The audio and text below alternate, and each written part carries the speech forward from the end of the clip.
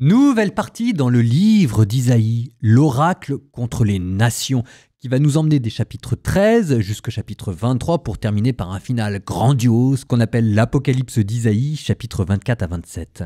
Ces oracles sont groupés de manière géographique et aujourd'hui nous aurons un premier oracle, Babylone, chapitres 13 et 14. Babylone, c'est la grande puissance juste après la Syrie. Si je vais dire les choses de manière simple, c'est comme si dans le livre d'Isaïe, la Syrie avait servi comme premier tour de chauffe pour entendre Dieu qui s'est chauffé au niveau de la colère, et que là, avec Babylone, c'est bon là, on est prêt. Ça va culminer, c'est ce que je vous disais, avec cette petite apocalypse. Bon, maintenant que vous aussi, je vous ai bien chauffé, on en revient à notre texte d'aujourd'hui. On va commencer par titre introductif, oracle sur Babylone révélé à Isaïe, fils d'Amoz. Donc introduction formelle, ça vous annonce qu'on est vraiment dans une nouvelle partie. On va vous présenter Babylone comme étant maintenant le nouvel instrument de la colère de Dieu. De la même manière que la Syrie avait été utilisée pour punir le royaume du Nord, Israël, de la même manière, Babylone sera utilisée pour punir le royaume du Sud. Jusqu'à ce que, comme la Syrie d'ailleurs, Babylone prenne un peu trop la confiance et finisse par dépasser son mandat, ce qui fait que Dieu va appeler la ruine sur elle. Cette ruine va être appelée ici à travers les Mèdes. Les Mèdes, on n'en a pas beaucoup parlé. Les Mèdes, c'est peut-être l'empire le plus sous-coté de la Bible. C'est eux qui se sont alliés aux Babyloniens pour faire tomber la Syrie et c'est eux qui plus tard s'allieront avec les Perses pour faire tomber les Babyloniens. C'est l'empire de l'ombre. Du coup, chapitre 14, renversement des rôles et consolation d'Israël. Le peuple opprimé sera relevé et les étrangers le serviront. On se moquera de Babylone. Alors ça, vous ferez attention, parce qu'il sera même question de Lucifer.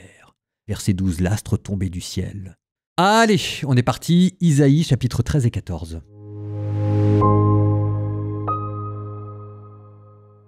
Proclamation sur Babylone, ce qu'Isaïe, fils d'Amoz, a vu. Sur un mont dénudé, dressez un étendard.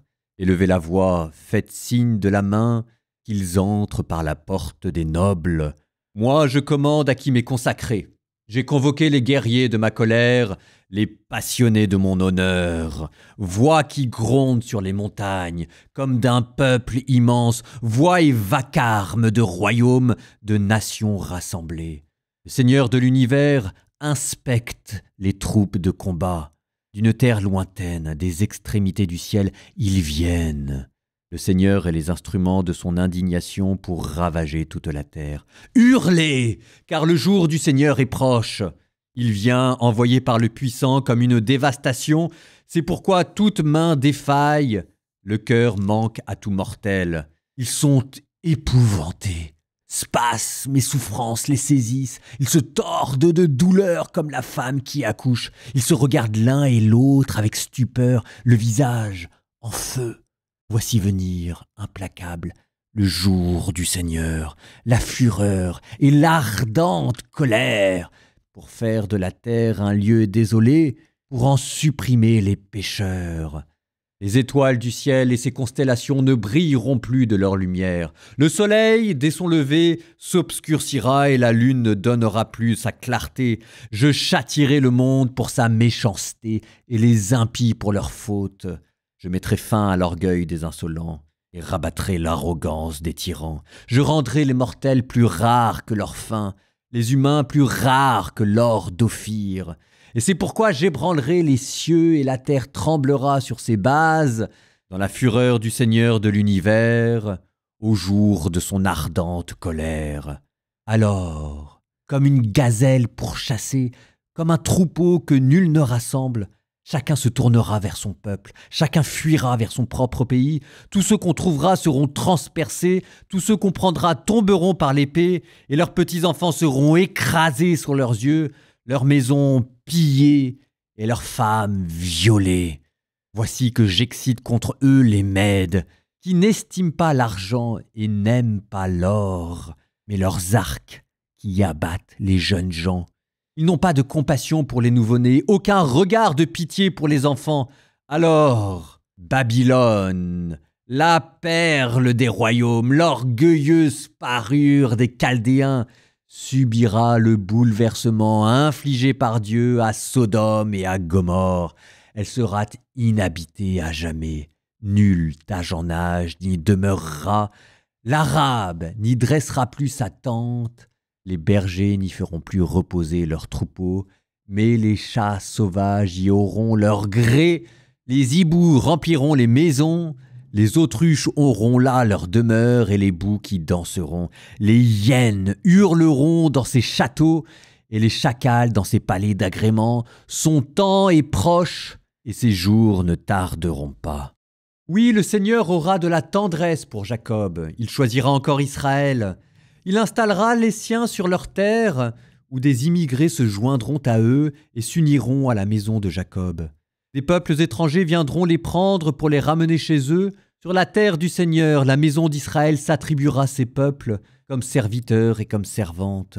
Ils se tiendront captifs, ceux qui les avaient capturés, et ils domineront ceux qui les avaient opprimés. Le jour où le Seigneur t'aura fait reposer après tant de peines et de tourments, après le dur esclavage qui fut le tien, tu entonneras cette chanson contre le roi de Babylone et tu diras « Comment ? Il est fini l'oppresseur ? Elle est finie la dictature ?» Le Seigneur a brisé le bâton des impies, le sceptre des tyrans qui frappaient les peuples avec fureur, les frappaient sans relâche, qui dominaient les nations avec colère et les persécutaient sans retenue, et toute la terre repose tranquille. On éclate en cris de joie, et même les cyprès et les cèdres du Liban se réjouissent à tes dépens.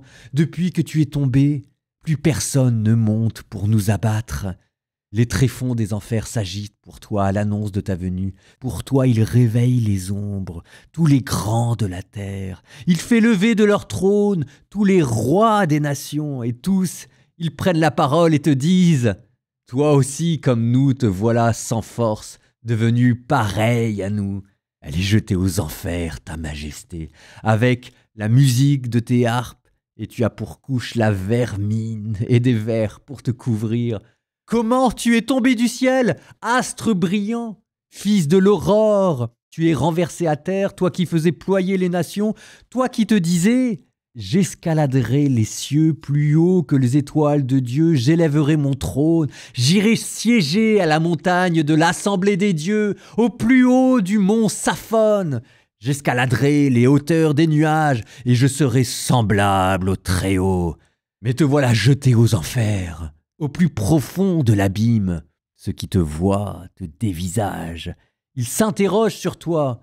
Est-ce bien l'homme qui faisait trembler la terre, qui ébranlait les royaumes, changeait le monde en désert et rasait les villes sans renvoyer le prisonnier dans sa demeure? Tous les rois des nations reposent avec honneur, tous sans exception, chacun dans sa demeure. Mais toi, tu es jeté dehors, loin de ton sépulcre, comme un rejeton réprouvé. Tu es couvert par les victimes de l'épée qui descendent sur les pierres de la fosse.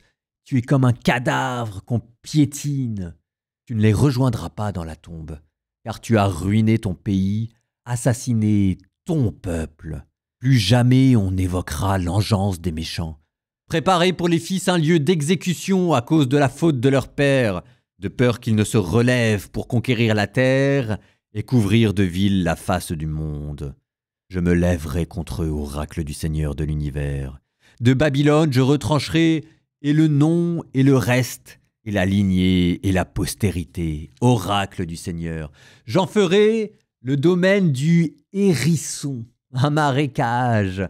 Je la balayerai, je la détruirai, oracle du Seigneur de l'univers. Le Seigneur de l'univers en a fait le serment. Ce que j'ai prévu arrivera.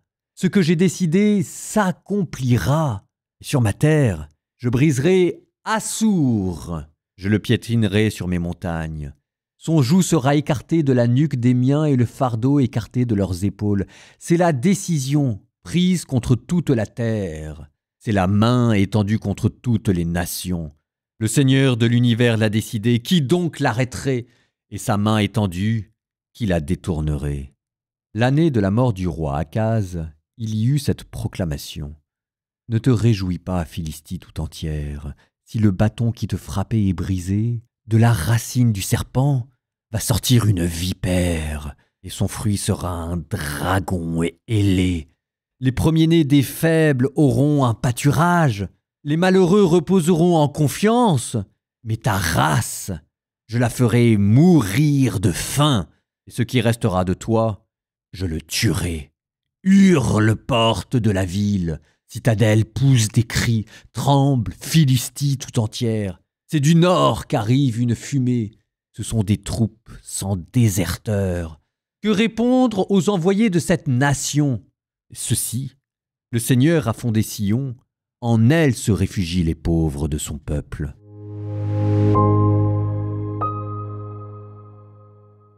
Vous voyez, on a parlé de prophétie contre Babylone. Alors donc ça, c'est avant la destruction de Jérusalem. C'est les Babyloniens qui vont détruire Jérusalem. Donc tout ce livre d'Isaïe, vous pourriez vous dire, mais c'est quand même curieux que le frère Paul Adrien, dans son podcast La Bible en un an, nous l'ait pas fait lire avant, quand on parlait de Jérémie, quand on parlait de la destruction de Jérusalem. Oui, non. Non, parce qu'en fait, vous voyez qu'il y a des nouveaux thèmes qui sont introduits et que les nouveaux thèmes qui sont introduits, eux, je suis désolé, mais ils appartiennent à la période exilique. Vous me direz, oui, Isaïe avait vraiment prédit un fils au roi Akab. Oui, tout à fait, mais vous entendez tous les développements messianiques qu'on a fait autour de cette figure. Ça, je suis désolé, ça appartient à l'exil. Et là, il y a des nouveaux thèmes encore qui sont introduits. Lucifer. Je suis quand même un peu obligé de m'arrêter là parce que ça fait partie des premières fois où vous avez l'origine du mal qui est décrite. Lucifer, il est dans ce chapitre. Chapitre 14, verset 12. « Tu es tombé du ciel, astre brillant, fils de l'aurore », que la Vulgate avec Saint Jérôme traduira en latin par « Lucifer ». Vous vous souvenez de ce qu'on avait dit, les progrès de l'angélologie et de son corollaire, la démonologie. On a parlé de Tobit, Asmodée, Raphaël. On a parlé d'Ézéchiel, les chérubins. Et ben voilà maintenant que vous avez l'astre du matin, Lucifer, le premier ange déchu qui est en train d'apparaître sous la plume d'un prophète. Et qu'on ne me dise pas, Isaïe parle de Babylone. Oui, il parle de Babylone, mais il décrit Babylone avec les termes d'une arrogance tellement grande qu'elle en devient inhumaine, comme si derrière Babylone, il y avait une ombre plus ténébreuse encore, autre chose qu'on a du mal encore à deviner, mais qu'on commence à traduire en des termes démoniaques. Plus précisément, cette ombre maléfique qui plane derrière Babylone, Isaïe va le décrire à l'aide d'un mythe ougaritique.